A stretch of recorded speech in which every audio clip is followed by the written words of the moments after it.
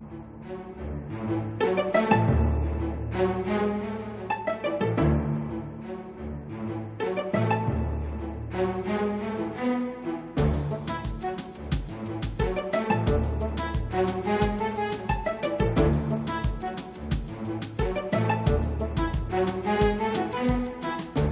and welcome to Cleveland Classic Cinema. Tonight's movie is 1957's The Daughter of Dr. Jekyll, directed by Edgar G. Ulmer.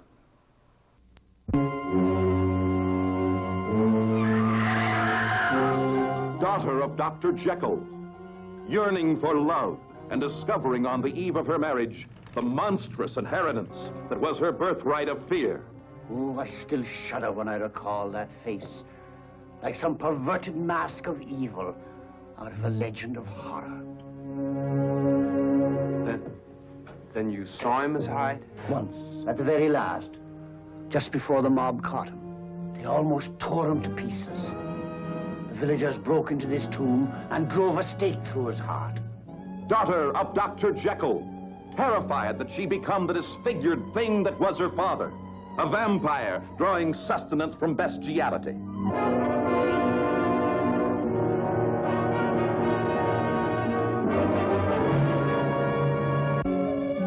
Get a stake and drive it through my heart and bury me beside my father. Well, do it!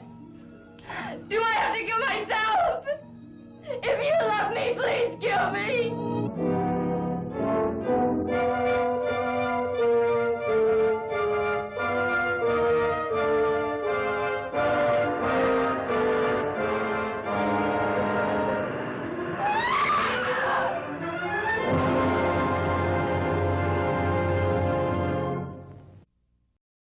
This movie is kind of an also-ran than the Dr. Jekyll and Mr. Hyde race. Since the novella The Strange Case of Dr. Jekyll and Mr. Hyde was published in 1886, there have been over 123 film versions of the story, including Dr. Jekyll and Sister Hyde and Dr. Jekyll and Ms. Hyde, two versions where the potion turned the male Dr. Jekyll into a homicidal woman, Dr. Black Mr. Hyde, a blaxploitation version of the story wherein the titular doctor of the story turns into a hulking white man, The Two Faces of Dr. Jekyll, The Nutty Professor, starring Jerry Lewis, and Abbott and Costello Meet Dr. Jekyll, and Mr. Hyde, which were comedies. That's not including the stage and radio adaptations of the story. Very few, if any of them, tell the story as it was written. It was written as the recollections of a lawyer named Utterson who recalls investigating the case of Jekyll and Hyde. Jekyll being a taller, older man, and Hyde being a younger, shorter, much more brutish specimen. The entire story is about Utterson's investigation, and the twist at the end is that Jekyll and Hyde were the same person. As I pointed out earlier, there were many versions of this novella adapted in many different ways, but all of them turned Hyde into a monster-like persona, and none of them followed the plot of the book, having the same actor portray both roles, which took the twist ending away. Even still, some of the adaptations were pretty well done and scary. Tonight's movie isn't one of those. This was another one of those perennials on TV when I was a kid, and it never failed to scare the hell out of me. There were two reasons this movie scared me, one of which seems absolutely ridiculous. The first one, the ridiculous one, is the way it opens. It starts with a rather portentous narration by one of its stars, John Agar, talking about Robert Louis Stevenson's novel, Dr. Jekyll and Mr. Hyde, misinterpreting Hyde as a werewolf, which he wasn't. He was the evil side of Jekyll, the side that acted on id-like impulses of lust, hedonism, and pleasure. As the fog clears, you see Arthur Shields, who has an unmistakable profile, take a sip from a test tube and change into a kind of a low-rent werewolf, who, as Agar talks about the monster being killed and gone forever, turns to the camera and gleefully cackles, "Are you sure?" Now, why they show this particular transformation at the beginning of the damn movie is beyond me, since it tells you exactly what's going to happen and who does it.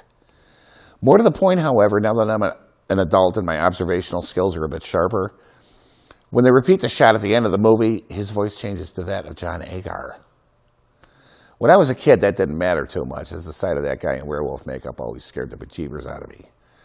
What was worse, however, was near the end of the movie when he's out stalking and peeps this rather Zoftig woman who is either getting ready for bed or getting ready to go out and puts on a show of slipping her stockings on.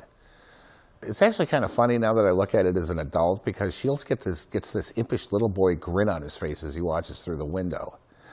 When I was a kid, though, oof, man, all I could see in my mind's eye when I went to sleep was that hairy perv peering through my window. Another thing I noticed when watching this show is the use of an obvious double for Arthur Shields when he's fighting John Agar at the end of the movie.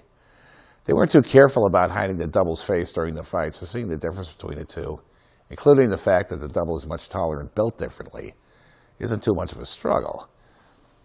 I don't consider what I just said to be spoilers, by the way. Since the opening shot tells you who and what the monster is, there's not a lot of mystery in this movie. One mystery that does nag at me, however, is what the hell the costumer was thinking when they gave John Agar that horrible striped jacket to wear during the movie.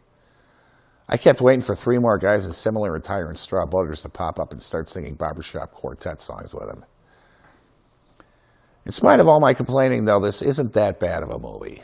The atmosphere is quite creepy with a lot of fog and mist swirling around. The attacks are suspenseful, and Arthur Shields is just a damn creepy-looking guy. All right, enough spoilers. The plot is as follows. On her 21st birthday, Janet Smith visits the estate of her late father for the first time, bringing along her boyfriend, George Hastings.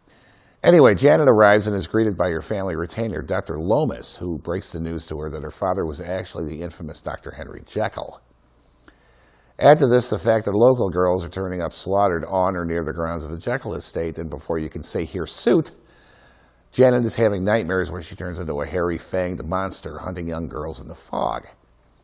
When she starts waking up with muddy feet and blood on her hands, she really begins to freak out and refuses to marry George for fear of raising little monsters.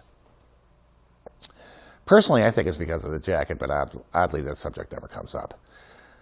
There isn't a lot more to say about this film. It was just one of the movies assigned to Ulmer as part of his Poverty Row output, but he managed to breathe some life into the well-worn material he was given.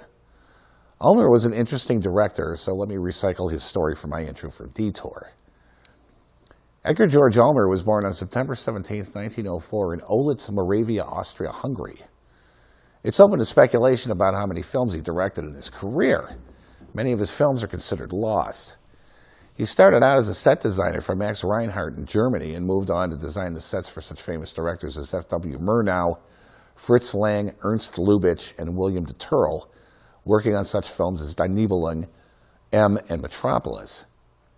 He moved to Hollywood with Murnau and designed the amazing sets for 1927's Sunrise, soon getting hired by Universal as first a writer, then an art director, and finally as a director. His first American film was 1934's The Black Cat with Boris Karloff and Bela Lugosi, a very strange film for its time. To tell you the truth, it's still strange today, and I'll try to get a copy of it to broadcast on the show. Oddly great as it was, this was his last film for a major studio. Well, maybe not that oddly. After his arrival at Universal Studios, Ulmer met and fell in love with Shirley Kessler Alexander, who worked in the script department. Unfortunately, she was also the wife of Max Alexander, a producer at Universal and nephew of studio head Carl Laemmle. She divorced Alexander and married Ulmer, with the result that both of them were barred for life from the Universal lot, and Ulmer was blackballed from working in Hollywood. He was forced to move to New York to find work where there was a small industry that made B pictures, mostly ethnic films, aimed at the largest Jewish audience on the East Coast. He also directed a venereal disease educational/exploitation film called Damaged Lives, which I believe I mentioned in the intro for Maniac many moons ago. He also directed a good number of films for black audiences as well. In 1943, he moved on to PRC Studios and shot 6 films there, cementing his reputation as a director that could get good movies done with almost no money. Some of his more well-known films are 1944's Bluebeard, 1945's Detour, 1951's The Man from Planet X, 1960's The Amazing Transparent Man, and tonight's film, Daughter of Dr. Jekyll. I should mention that his wife Shirley worked on all of his films with him, either as a writer or a script editor, and she made great contributions to the quality of his work. After his stint with PRC, he was finally hired by United Artists after being loaned to them to direct 1947's The Strange Woman, working at the studio until his retirement in the 1960s. Edgar G. Ulmer died on September 30th, 1972 in Woodland Hills, Los Angeles, California. Gloria Talbot was born Gloria Maud Talbot on February 7th, 1931 in Glendale, California. She appeared in 110 movies and TV shows over the course of her career, being best remembered for this film and for 1958's I Married a Monster from Outer Space, which, despite its catch-penny title, was actually a pretty good movie. She did quite a bit of series television, appearing on Surfside 6, Wanted Dead or Alive, Perry Mason, and Zorro, to mention but a few. She counted her role in tonight's movie among her favorites. Gloria Talbot died on September 19, 2000 in her hometown of Glendale, California. Arthur Shields was born on February 15, 1896 in Dublin, Ireland. The younger brother of actor Barry Fitzgerald, Shields joined the Dublin Alley Theatre Troupe in 1914 as both an actor and director. He appeared in 97 films and television shows during his long career, usually playing a spry but wise Irish pastor or doctor. In 1918, he came to America and appeared on Broadway, acting in and directing plays.